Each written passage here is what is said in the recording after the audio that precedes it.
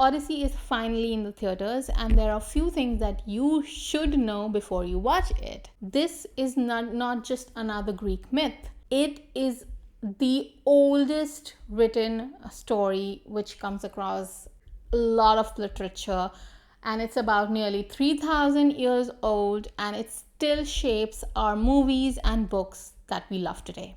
So in the next few minutes, you are going to get everything that you need to know before you watch The Odyssey by Christopher Nolan.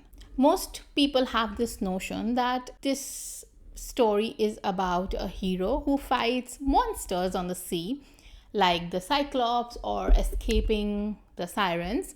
Well, it's not. At its heart, The Odyssey is a story of a man's desperate longing to return home, to return to his loved ones after a devastating war. Odyssey doesn't begin at the beginning. It starts after the Trojan War, a legendary 10-year conflict between Greeks and the Trojans. Odysseus is our main character whose story we follow. He plays a key role in ending the war by devising this brilliant Trojan horse strategy.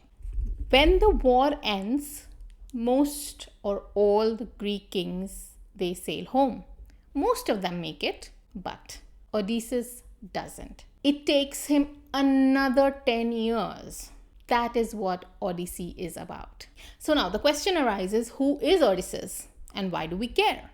Well, Odysseus was the king of Ithaca. He has been in this war for 10 years. He is a brilliant strategic man. Unlike many heroes like Achilles, those are known for their strength. Odysseus is known for his intelligence. He's clever, he's resourceful, and the best thing about him, he thinks before he fights. That's how he has survived. And this nature makes him, I think, the literature's most complex hero. He's brave, but he's flawed. He is proud at times and he makes mistakes, and those mistakes have consequences. So I have been reading Odyssey by Homer and also following The Odyssey by Stephen Fry. Both are different in their sense. Homer's is a poem. It's poetry. It takes time to read and analyze and understand it. Odyssey by Stephen Fry, you can hear it as an audiobook as well. Stephen Fry himself narrates it. If you know, you know. He has this beautiful voice and he just carries you through the story. So if you are expecting an realistic adventure story, well, you have to remember it's a Greek mythology, and in a Greek mythology there are so many players in the game. So few names I'm going to name here.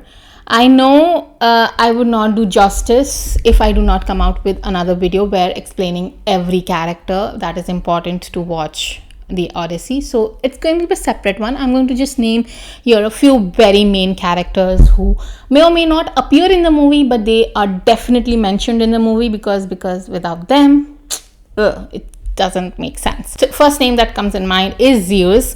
He is god of gods. He is the god of sky and thunder. So it's like if God fails, you go to Zeus. So he's like a king of gods in matter of saying.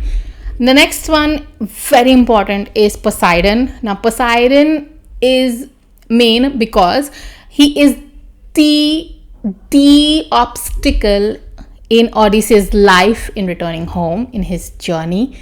So Poseidon is a god of sea and earthquakes. He is terrifying, but moving on. Then again, important female character is Athena, the goddess of wisdom and strategy. Now, as you can see, she is a goddess of wisdom and strategy. So she definitely favors Odysseus because she just admires him for his mind. So she's guiding us, but there is Hades. He is a god of the underworld. He is not god of death. Apparently, he's a god of the dead. There's a difference somehow. But anyways, I'm gonna get in detail in the next video. Any other one? Yes, a very important character is Penelope. Now, Penelope is the wife of Odysseus. She is back home in Ithaca, and while Odysseus is fighting the storms and the monsters, Penelope is fighting her own battle there alone, because believing that Odysseus is dead, there are too many suitors, too many other kings who wants to marry Penelope and take over the kingdom. Of course.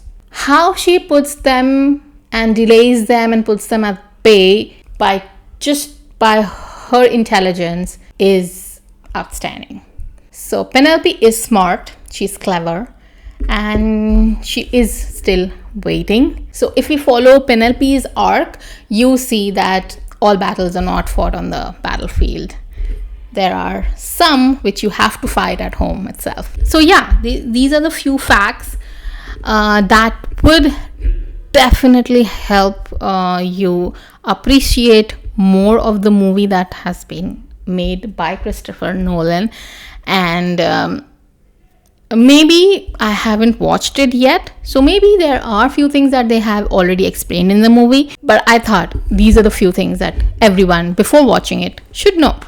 So yeah, Odyssey isn't just an adventure, like an ancient adventure. You are on the sea, you are going to battles and stuff like that. No, it's a story about resilience. It's a story about longing.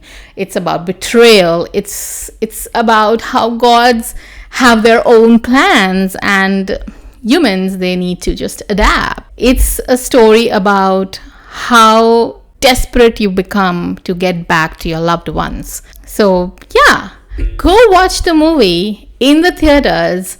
It's out now, and as soon as I watch it, I am gonna come out with a review, because I have read the books that I mentioned, and I really want to see what Christopher Nolan did, because he creates magic on screen.